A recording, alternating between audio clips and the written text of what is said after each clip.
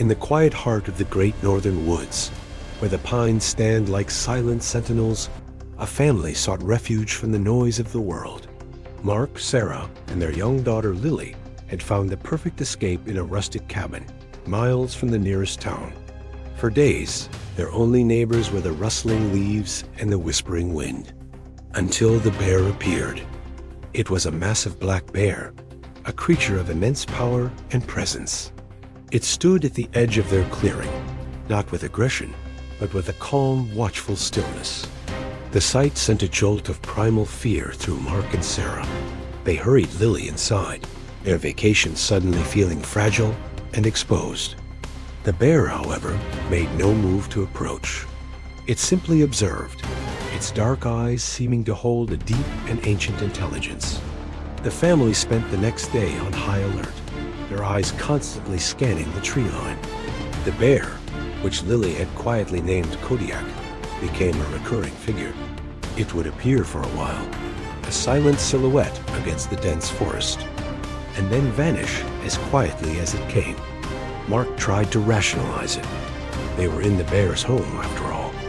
As long as they kept their distance and secured their food, everything would be fine. But a subtle tension settled over the cabin. The peaceful isolation they had craved now felt like a vulnerability. Sarah noticed they were all feeling a little off. A dull headache lingered behind her eyes, and Mark seemed unusually fatigued. They dismissed it as the thin mountain air, the change in routine. By the third day, the bear's behavior shifted. It was no longer a passive observer. It began to circle the cabin, its heavy paws surprisingly light on the forest floor. It would stop periodically, lowering its great head to sniff intently at the ground near the cabin's foundation, letting out a low, guttural huff. Mark watched from the window, his unease growing into genuine alarm. This wasn't normal foraging. This felt different, more focused. He saw the bear paw at the metal vent of the old propane furnace, its claws scraping against the grate. To the family, it looked like the animal was testing the structure, probing for a weakness. The headaches were worse now, a persistent throb that even strong coffee couldn't shake. Lily was listless, her usual energy gone. The situation escalated as evening fell. The air in the cabin felt heavy, oppressive. Sarah felt a wave of dizziness wash over her as she stood up from the couch. Mark, fighting his own growing nausea, felt a surge of adrenaline. The bear was no longer circling. It was at the front door, bumping against the solid wood with its massive shoulder. A deep, rumbling growl vibrated through the floorboards. This was it. The bear was trying to get in. Fear, sharp and cold, gripped him. He had to protect his family. He looked around wildly, his panicked eyes landing on the heavy cast-iron skillet on the stove. He grabbed it, his knuckles white. Mark threw the door open, shouting, banging the skillet with a metal spoon.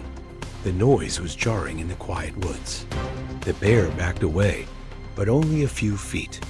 It stared at him, its expression unreadable. Then it did something no one expected. It ignored Mark, turned, and slammed its full weight against the cabin wall, right next to the furnace intake vent. The impact shuddered through the small building. The bear let out a single powerful roar, not of aggression, but of what sounded like pure frustration. In that instant, as the bear's action drew his eyes to the vent, Mark's foggy mind made a connection. The headaches, the nausea, the bear's strange fixation on the furnace. It wasn't aggression. It was a warning. He rushed to the propane tank outside, his hands fumbling with the valve, and shut it off completely. With the gas supply cut, Mark threw open every window and door, letting the cold night air flood the cabin. The heavy, sweet smell of propane, which they had grown unknowingly accustomed to, was suddenly sharp and sickening. The leak had been slow, silent, filling their small sanctuary with a poison they couldn't see. The bear had saved them. It had sensed the danger they were oblivious to, and had done the only thing it could to get their attention. As the fresh air cleared their heads, the family looked out at the edge of the woods. The bear was still there, a dark, silent guardian. It watched them for a long moment, then turned and melted back into the shadows of the forest. In the quiet that followed, a profound sense of awe and gratitude settled over the family. They were safe, not because of a lock or a weapon, but because of the instinct of a wild animal. They had come to the woods seeking peace and had found it in the most unexpected way. The bear was not a monster to be feared, but a part of the natural world they had failed to understand. It had reminded them that some warnings don't come in words, and that the deepest connections are often the ones we can't explain.